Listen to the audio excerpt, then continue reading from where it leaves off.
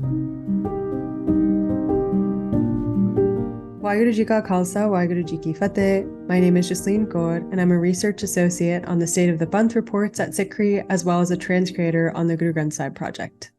I'm joined today by Harinder Singh, who is the Senior Fellow and Innovation Director at the Sikh Research Institute. Harinder Singh leads the Guru Granth Sahib project, and he also focuses on developing critical thinking for individuals and institutions via the State of the Panth reports. He's a widely respected educator and thinker attempting to live one force, oneness paradigm that radiates in all. Guru Fateh Harinder Singh, thanks for joining me. Warji Khalsa, Warji Fateh. So we are here today to discuss the larger context around the latest events in Canada and to understand Canada and India disharmony in the Sikh and Punjab context. So for those who are kind of in need of more background information, in June of this year, Hardeep Singh Nijjar was assassinated outside of the Gurdwara in Surrey, Canada, where he served as president. This was less than a week after Avtar Singh Kunda in the UK also died mysteriously. This past month, Prime Minister Justin Trudeau said that agents of the Indian government carried out the killing of Nijjar, a Sikh community leader in BC last June. And speaking in the House of Commons, Trudeau said he raised India's involvement in the shooting of Hardeep Singh Nijjar directly with Prime Minister Narendra Modi at the Group of 20 summit meeting earlier this month in no uncertain terms. And he said that allegation was based on intelligence gathered by the Canadian government. India has since denied this allegation. So all that sort of being said, if we can jump into first looking at Harinder Singh, what sort of lens can we look at all of this through? Do we look at this in the context of the events of February and March, in light of the farmers' movement? Why should we be paying attention to this as Sikhs and Punjabis? Like, why does this matter? I think those are the major questions I wanted to just start with before we get into more details. Sure. I mean, the simple answer is this is on every Sikh's mind. Doesn't matter their political persuasion, doesn't matter their level of adherence. They're all asking about this. This is a conversation definitely in every Sikh household. This is a conversation in most Punjabi households, if not all of them. And now it has entered multiple Indian households to global phase, which is being covered in the multiple ways. So that's why. And for Sikhs and Punjabis, this matters because this is something we keep dealing with. Now this has got on the center stage in a global perspective involving Western democracies.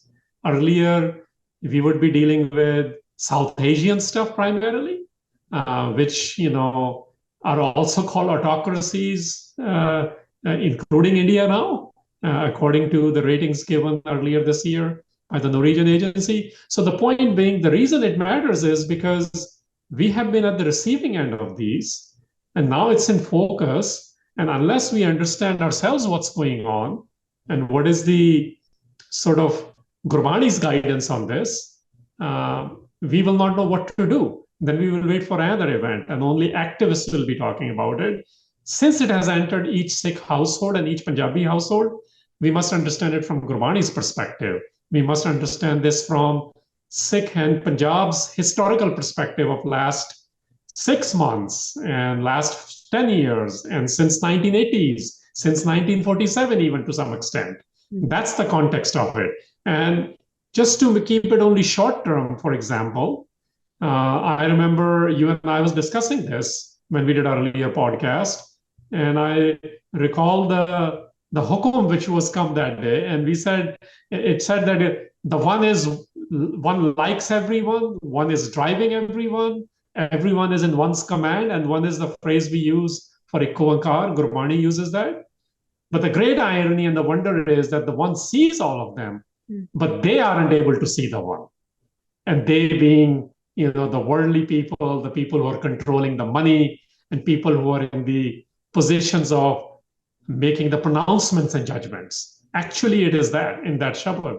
And when I was looking at the Shabads this week and the apps in what has happened in last 2 weeks, for example, the Shabad which came was that Guru Nanak Sahib is questioning how can an ignorant leader guide? And this ignorant leader is not just about the state of India. This is the state of Punjab. This is the state of Sikh affairs. This is really something we need to look at from a local leadership all the way to global leaderships. And then answering that, Guru Nanak Sahib says, look, unless one pleads identification with the Naam, which is essentially having the wisdom and feeling the oneness in this world, we will all act like foreigners. And the reason I bring this up is because this conversation between Canada and India becomes very important. And where do Sikhs locate themselves? Where do Punjabis locate themselves? And Guru Nanak Sahib says, look, if the mind becomes a foreigner, then all nations seem foreign. So before whom do I open my bundle for its overflowing with pains? And the actual lines which I want to recite here, because I think Sikhs and Punjabis relate to it, which is Man pardesi je thiye sab des paraya, kis par kholu gantadi dukhi paraya. So this idea of we feel foreign in our own native lands and we feel foreign in foreign lands if certain things are not being answered. This is why it really matters, because it has entered each Punjabi and Sikh.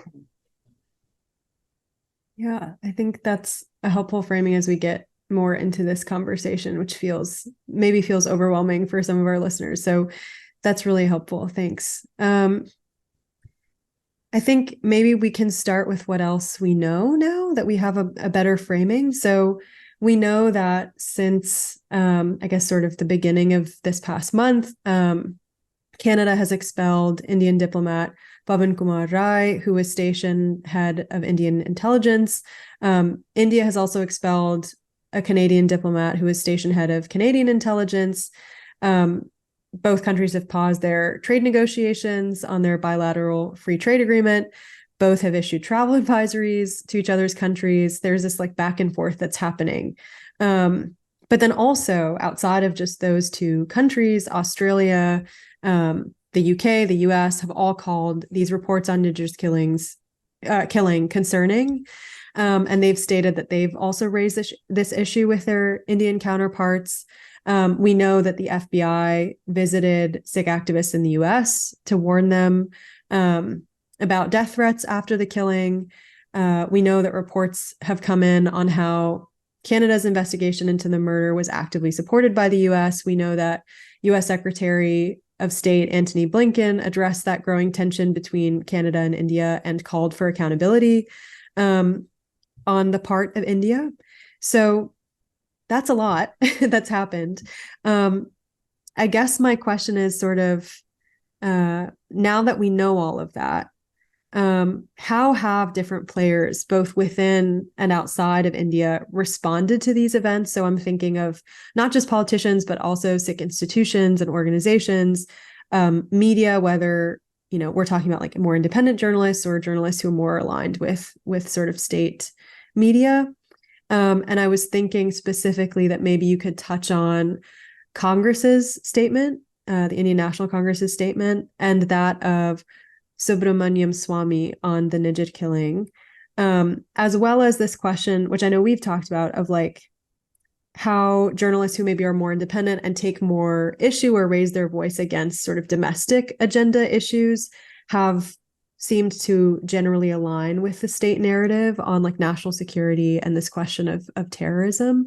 So I know that's a large question, but maybe you could kind of take us through some of those examples so we get a better picture of how people are responding. Yeah, let's break it down into a couple of segments, because Sure. Otherwise we may not be able to cover and take our audience through this journey as well as to what really is happening, because we need to be able to digest it. And at the onset, I will say, we still don't know much. We know some stuff. And the reason we say the sum here, I'm qualifying relative to earlier in global sense, we know a lot, because this is why there's a global coverage. And that's something we need to keep in mind, that this has never since, not even since 80s, I can say, that this much coverage on the Sikh issues has come up. So which means intelligence and the Western democracies, the state of India, what is happening in Punjab, what is happening with Sikhs, what is happening with other minorities, all that has brought this into focus. So this is a case study. That's why Globe is interested in this. Globe is interested in this because there is a whole international and geopolitics angle to it. So coming back to it, I think for our audience, it's important to know that last 2 weeks is what we know now, but intelligence agencies were expecting something already. And I say this because in the March of 2023, because we were connecting into earlier part of this year, FBI and Australian Federal Police, they put out advisories on threats and interferences in Punjabi, in Gurmukhi script, which means this was very much about Sikhs and Sikhs from the Indian side of Punjab. And they're essentially telling them, this is what you need to do if you are being threatened. This is what you need to watch out if there are going to be interferences. So that explicitly happened in Australia and in America. So there is something to be said about that. And second things, and by the way, they didn't say this is only for immigrants or citizens or residents. It's anyone who's in that country. So we have to understand something was already cooking. They have been observing as to what's been happening in the state of India and how it is going to get played out in Western democracies, especially in case of Australia and America in this case. That's one thing. Second thing, we have to understand what else is going on for this context. India is going through its own conversation. And that conversation is that there's a whole debate actually. Within this G20, it came center stage, which was this whole thing about, is India Bharat or is India India? So there is a whole, and I like to bring the Sikhi angle and Guru Nanak Sahib into this conversation, because Guru Nanak Sahib used the phrase Hindustan when he used the term Khorasan Khasmana Kiya Hindustan Daraya, which means one sovereign saved Khorasan, but the terror came to Hindustan. So this idea of the one, one observing, and through us, we observe many things, and I'll get into this a little bit later, if need be, but India is going through this debate. So there is this thing about India claiming its own place, or is it becoming more right-wing Hindutva state, and where Hinduism is what will matter? So that debate is happening, which is terrorizing Indians itself. Within that debate, there are lots of oppositions which are talking about these things. So your question about, well, when opposition is terrorized itself within India, but when it comes to international affairs, they don't speak against the government. And that's something we need to understand. And the media does something very similar too. There is opposition in India to the current administration. There is very few independent medias left within India. But when it becomes something on the international stage, they do not question the state, because this becomes an issue for their survivals in India. And we have to understand that. When it comes to Sikhs and Punjabis, look, SGPCs and Akalis, they are definitely playing a role in it. But there was a long silence from Sikh intelligentsia on it. People who otherwise need to speak. For example, it's coming out now. There are so many Sikhs serving in Indian administrations themselves. They never really even bring some context to it. In private, they say, we cannot, but in public, they are not able to. But Sikhs who are not with the administration, those who are not in Indian administrative services or police or intelligentsia or foreign service, even they stay silent. And this is something we need to really question. Even Punjab's politicians on this issue stayed silent, which means they don't know how to deal with when India starts presenting certain things internationally, because they don't want to be seen as anti-India, because that game is getting played. So I think it's very telling, and we should not expect that sitting in the diaspora. We need to understand the Indian context of it.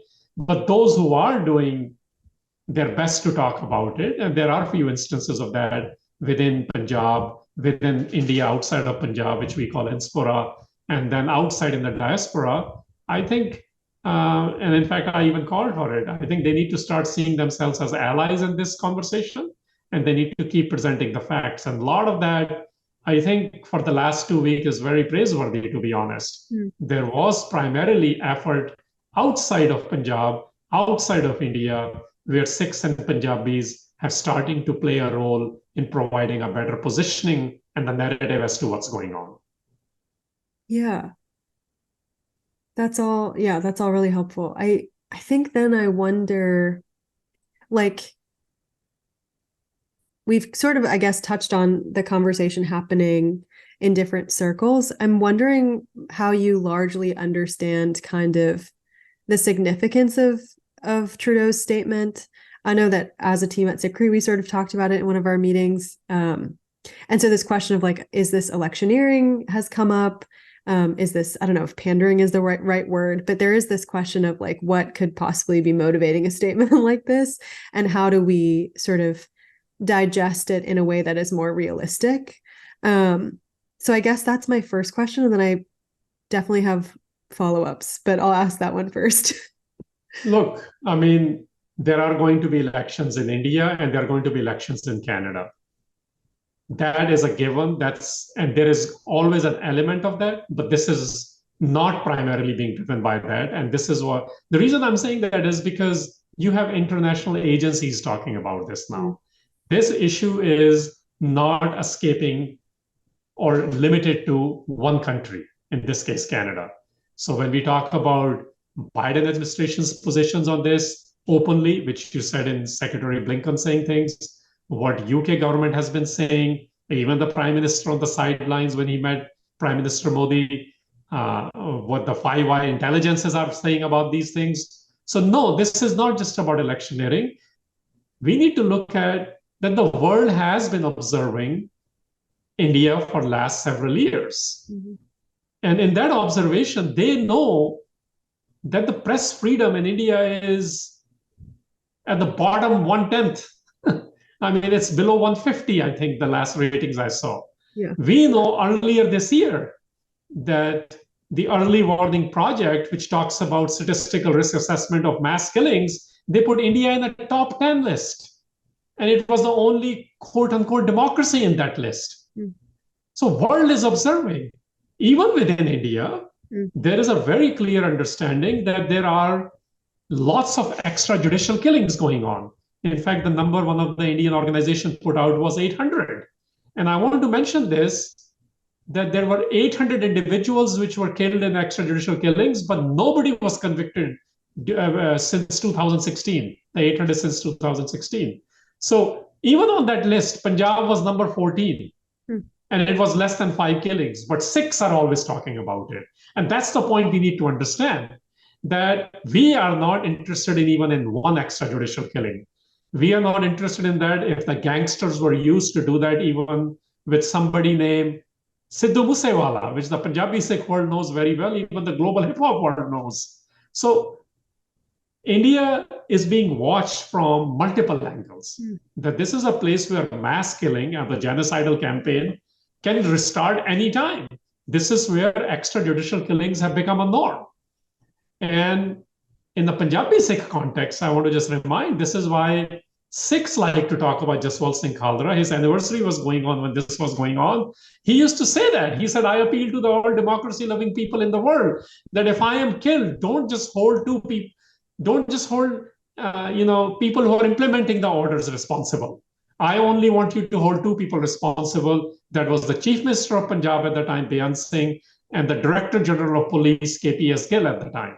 So the point being that this is a state which is orchestrating this. You go beyond Punjab, that is the Indian state which is doing this. And the world has been watching these things. So Trudeau's statement speaks to that. The Five Eyes intelligence sharing speaks to that, which involves the countries where a lot of Sikh events, where the Sikhs have been targeted as well.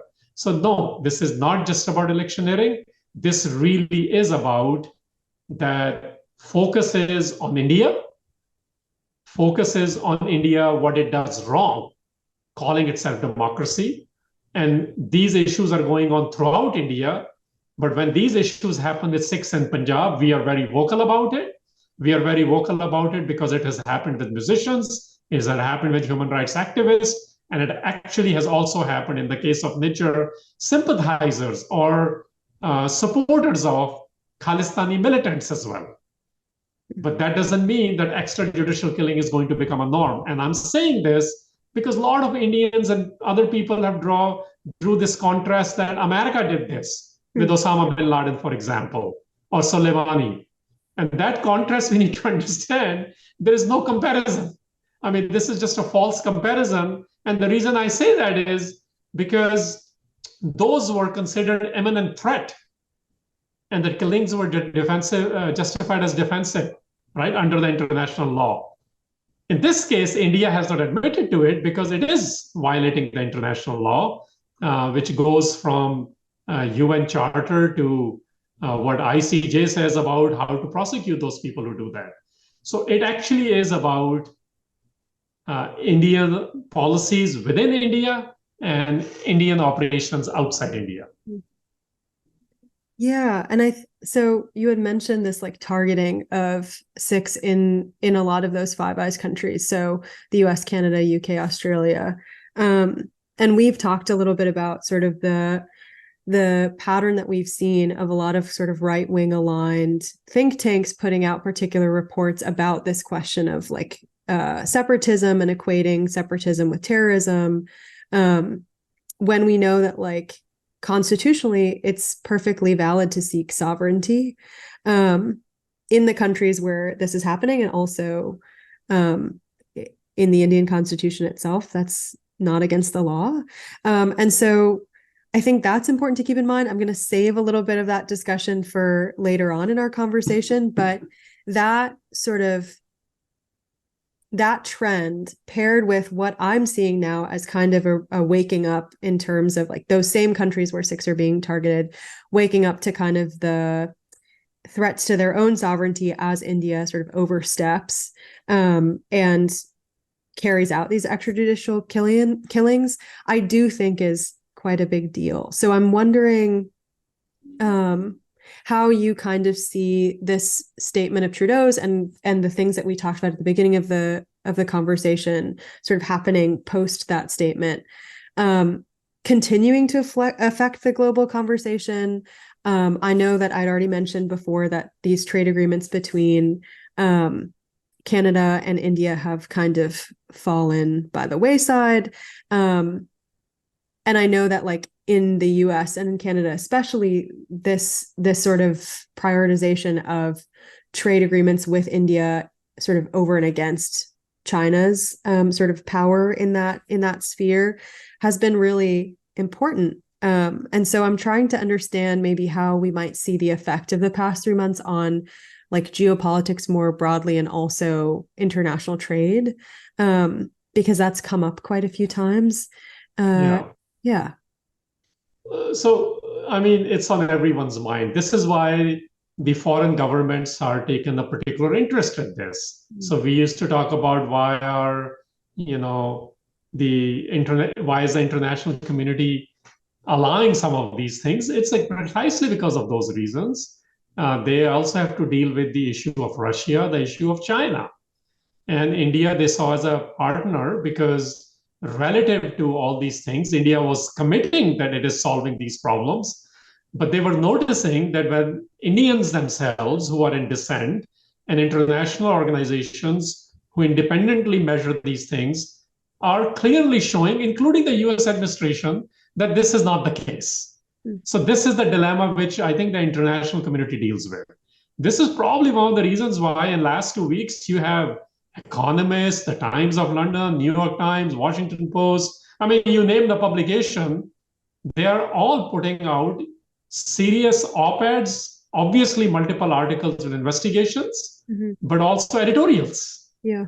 Because what we have to understand is there's an International Covenant on Civil and Political Rights, which was drafted, I think, in 1976, which says that every human being has the inherent right to life, and that right shall be protected by the law, and no one shall be arbitrarily deprived of his life. So this principle, the Western democracies have been working with. It is considered a norm in international law. I think what has happened this time is, it is not a secret that in South Asia, India does this. They do extrajudicial targeted killings outside of Indian borders as well. But what has happened in this time is that they have done it in a Western democracy, even with their own hypocrisies. This element Western democracies do hold at a higher standard. This ICCPR convention, which I'm saying. So when you are justifying killings as necessary to maintain law and order or combat terrorism or even suppress dissent, people can read between the lines. I mean, this is not, I mean, Western democracies have done that as well. But in India, what has happened is that extrajudicial killings, authorities are taking a little bit different angle to it. And that's the worrisome part, which I think people in India have noticed, have been noticing and recording rather for a long time. But now this is explicitly coming out in the world. And that's something we need to keep in mind. In the long run, even in the short run, we know economics trumps human rights. That's just how it is. But what we don't understand in this is that there are limits being crossed. There are norms being crossed. We know laws get violated all the time, but there are norms which are getting crossed. And even when it comes to trade, the norms of Punjab trade on the Indian side with the Punjab trade on the Pakistani side is not being allowed, while the Gujarat trade is being allowed with Pakistan. So Punjabis and Sikhs are very aware of these things. I think what is happening is that international sort of governments and organizations want to make that an issue and want to discuss this. And my hope, honestly, is that maybe India will actually start changing its internal policies. Maybe it will start saying, following some of the norms. We are all hypocrites. We know that every government is a hypocrite, but there is a limit, and that limit has been crossed multiple times. And now the international norms were getting crossed. Yeah. Okay. So you've sort of begun to mention something that goes into the next question. So we had talked in the last podcast, and we've talked before about Sikhs in the homeland and in the diaspora, but we also made this distinction between the inspira and the diaspora. So those Sikhs living in India, but outside of Punjab. And I'm wondering, like, in this sort of series of events, do you feel that there is a difference, or that there ought to be a difference, or both, in how we understand and respond to the issue of extrajudicial murder in these various subcommunities? So homeland, inspira, diaspora. I mean, of course, there's a difference, and we need to accept that. Its difference exists because of the realities they live in. The realities of Punjab, of Indian side, East Punjab, are a little bit different than other states. Although I showed that Punjab's extrajudicial killing ratings for last 5 years have come down, but Punjab makes it an issue to talk about it. But the gangster murders are going up. And those gangsters are sitting in Indian jails and taking credits for extrajudicial targeted killings themselves. So something is not right with it. But coming to your question more directly, look, of course, when we are sitting outside, we like to invoke UN Charter all the time, which makes sense because the countries we live in, again, I didn't mention this convention, the UN Charter very clearly says that all member states shall refrain from the threat or use of force against the territorial integrity or political independence of any state. So when this happened in Canada, they're working with this. There are assassins hired by every country. That's why India is getting compared to Mossad, Israel's Mossad as well. But every country has that. But then they have this imminent danger thing. In this case, they are not able to establish that with Hardeep Singh Nijjar's case, right? So I think what Punjabis need to understand, and I think Punjabis really understand this well. I'm going to say this. When it comes to something happening with a Punjabi, they actually are able to say much more. Like, just this week, they made Shubh's song an issue because Inquisitive did a graphic of it, which showed India in a particular way. And they both explained why they did it. So the Punjabi politicians all talked about it.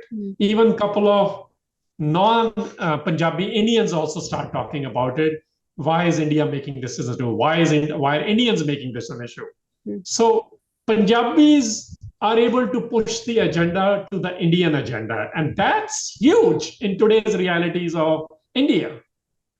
They are doing it at the cost of a sitting MLA gets picked up by every government has charged him, regardless of which government has come in. So the realities of Punjab, they're able to push the Punjab Sikh issue to one extent. Rest of the Indians, and I include there not just the administration, for example, when this Shubh thing happened, there's a conversation happening at JNU and the left. And we need to understand that the left of India doesn't really support as much some of these Sikh and Punjab issues. We understand why they don't in certain political cases, but they don't even do it when it comes to some of these songwriters' cases. So there is opportunity there that instead of looking at Akalis did this, or Congress did this, or AAP is doing this, or Sada is doing this, these are the political parties in Punjab which are active. They need to be looking at what are Sikhs doing, what are Punjabis doing. And when they do shift that focus a bit, you do see some consolidation and support as it happened during farmers' protest. And I think the last thing on the diaspora would be they need to keep at it. They really do need to keep at it because, look, Canadians especially, Canada is not in conflict with India, and India is not in an armed conflict with the activists in Canada. So there is something else going on here.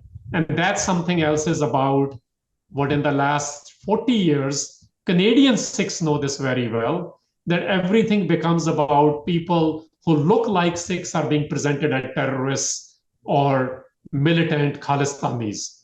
Well, terrorists and Khalistanis themselves have to be contextualized. They are not. US and America has very strict laws, and they have done extraditions in the past, but this is not that. Okay?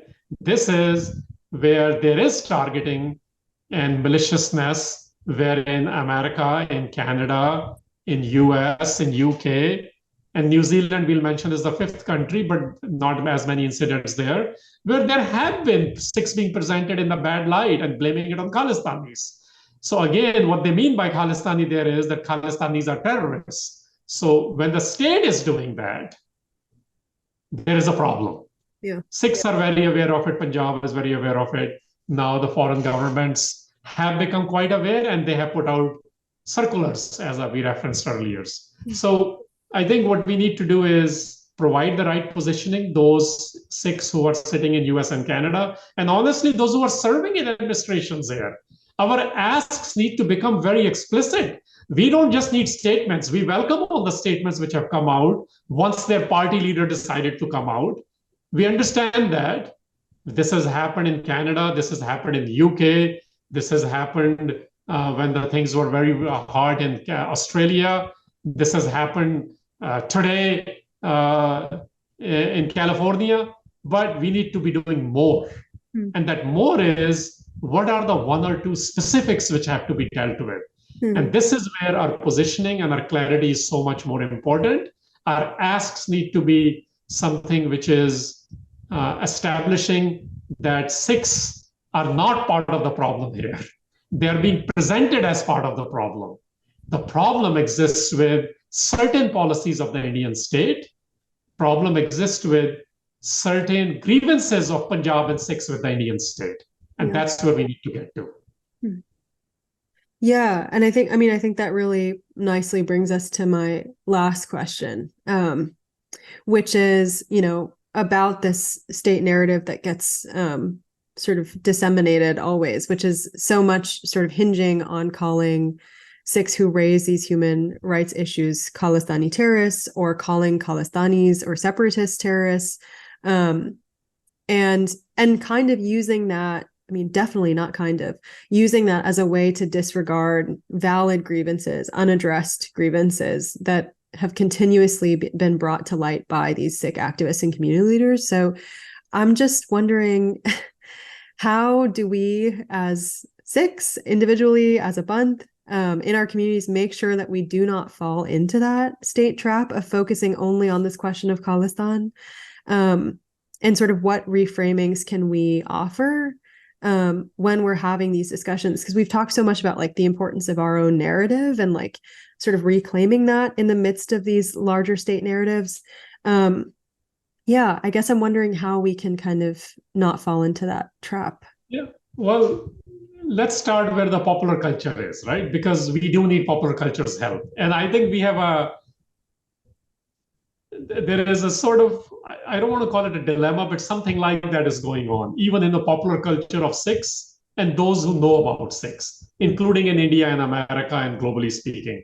So, when Sikhs are being presented in the best forms, we talk about the warriors. But in the past, there's something interesting going on there. Like Hari Singh Nalwa gets talked about, Maharaja Ranjit Singh gets talked about, generals who have done great things for India gets talked about, against Pakistan on top of it. When the medals are being given in Canada and UK, it's talked about how they have been in the best of the services. We are always saying, look, we have a defense minister in Canada formerly, and we have a police chief in Malaysia and a defense minister in Singapore. I mean, there is this warrior element is brought out a lot. I know there's a problem with it because that's a stereotyping, but even popular culture does this. Even lately, when Dallas Cowboys team said "Carpe Omnia," seize everything or seize all, they showed a Sikh warrior in there, where their own coach McCarthy talked about they chose this two-sword Sikh warrior image because of its inspiration. Yeah. So let's understand that inspiration. I think I'm most interested in that first. And this is where Gurbani and Punjab and Sikh history comes together. Our inspiration has always been coming from Ikwankar. Our warriors also come from Ikwankar. And the world loves that warriors when they fight an unjust state. So when Sikhs do that in contemporary realities, we need to pause before we declare every single one of them as terrorists. If that state does it, we need to also take that with a grain of salt. Because every state has done it. When we fought the British did it. When we fought the Mughals did it. When we fight the Indians, the Indian does it. And I'm going to add this to it. If we had to take on, enough Sikhs take on issues in Canada and US and UK or any country in the world, in Myanmar, some Sikh students took them on. And then they were declared, they're doing the wrong things. So the point being, the world loves our inspiration and our warriorness. Sikh warriorness doesn't come from the ideas of vengeance, doesn't come from the ideas of violence. It comes from the ideas of justice. And that justice is born out of our love with the divine. And our divine is one, which we interpret as being oneness, which means we see that love in the whole creation, in all of 8 billion people. So Sikhs and Punjabis do not hate India. They have no vengeance towards India. This is very clear in our history. It's very clear even today. And if an individual or an organization who says that, Sikhs quickly denounce that. This happened even this week. So that cannot be the narrative. Everyone knows that's not the narrative. So why do we allow that narrative to continue? Every Sikh, Punjabi, and anyone who's trying to understand Sikhs, anyone who's trying to play a role in solving some of the issues of last 2 weeks, they must understand this. So now what do we do then? Look, our inspiration is going to come from Gurbani. So I have 2 things. First, Sikhs like to quote, and I'm seeing this making the rounds in Sikh circles even this week, in last 2 weeks. And the line they like to quote is that, Jaikar kiyo dharmiya ka papi ko dand diyo. I mean, literally it says that the one, the part which doesn't get talked about is the one. Not I or you, not a particular Sikh organization, not a particular state. Because our awards and our punishments are right now coming from them. Sikhs who become instruments of the one, they need to understand that the principled ones are awarded by the one. And the papi, classically the sinners, interpretively the criminals, they are punished by the one as well. So the ones who talk about these things, whether we take awards from a state or whether we are punishing on behalf of the state, are you doing that on behalf of the one? Are you an instrument of the one, or are you an instrument of a state or vengeance? This is something we really need to understand. Okay? And justice plays the line, that line is a part of a larger body. And the line previously actually says very clearly, Har aap baha kare nyao, kudiyar sab maar kadoe, that it is the one which delivers the justice and kills the kudiyar, the trash ones, the false ones. So before we start using this as a dictum or against or for by the state, because state does the same thing. Indian state also does the same thing. They use Sikh paradigms when they are fighting people on their border. And Sikhs are fighting them many a time. They use Gurbani and our secondary text and our war cries in those scenarios. But everyone among the Sikh verse needs to really understand this is about justice. And justice for us is born out of love, born out of one's paradigm. And then the second part, which I think is the most important, because I'm looking at an instructional moment as well as an opportunity for us. Instruction for me, what is Gurbani saying? Like what kind of sin and pain are coming here, right? Because we are very pained. We get pained by this when particular right-wing think tank institute publishes a report in UK or in Canada or in India or in US. We are very pained. I know every Sikh gets pained because I get those calls from the ones who do not even subscribe to particular politics. Even they are pained when we get painted as terrorists, right? Because they do it with a one stroke. Yeah. This line is for all of us. Look, Guru Nanak Sahib, in the most oft-repeated Bani of Japji, he talks about this very element 4 times. How do we eliminate this crimes and how do we eliminate this pain? And he says the only way we can do this is by sunaya. Sunaya dukh pap ka nas. Listening. We got to listen to the one. We cannot just listen to what Karan Thapar said, what Jaishankar said, or NSA of India or Canada said, what Just Economist wrote, what SFJ spokesperson said. All that is becoming part of the noise. Mm. What Akal Tak says, what SGPC says, what this podcast is saying. Those all data points. At the end of the day, for Sikhs and for Punjabis who identify with Sikhs, and for global citizens who like Sikh paradigm and want to identify with it, we only listen to the one. That idea of Ikwankar. So sunaya, by listening to that, which means eventually you can then follow that. Dukh pap ka nas, we destroy the pains and we destroy the sinful elements. And but why do we do that? Because Nanak Bhagta Sada Vigas. And I want to really mention that here. In Guru Nanak's end goal, the devoted ones are always in bloom. Right now, we are not blooming.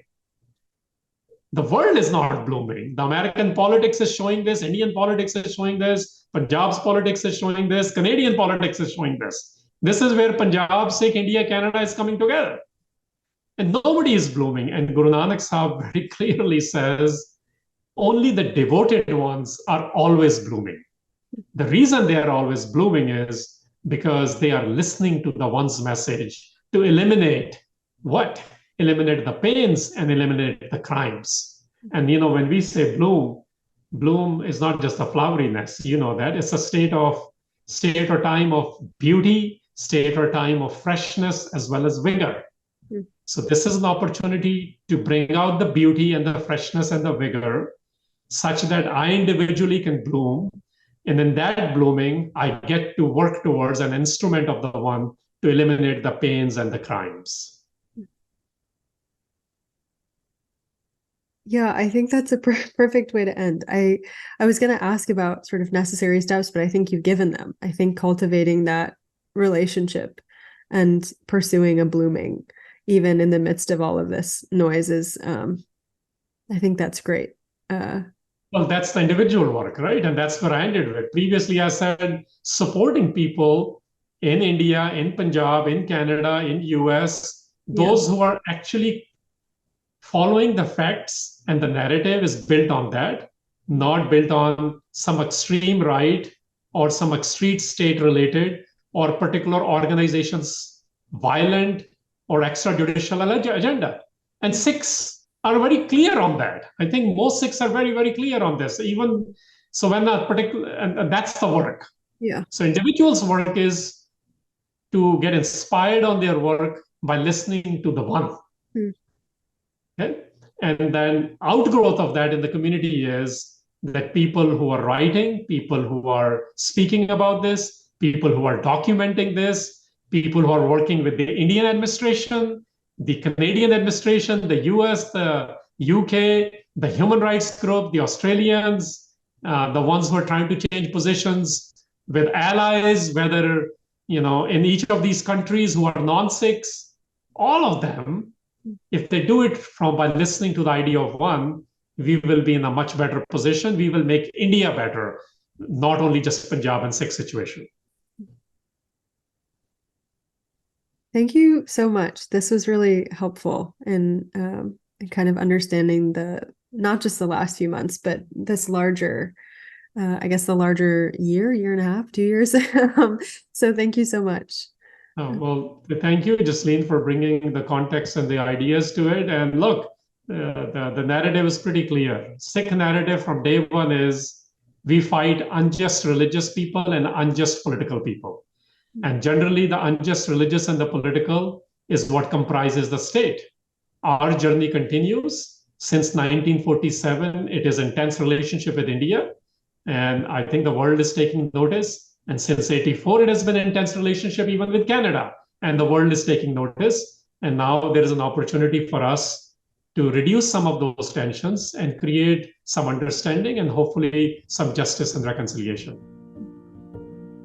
That's great. Thank you so much. Waheguru Ji Ka Khalsa, Waheguru Ji Ki Fateh.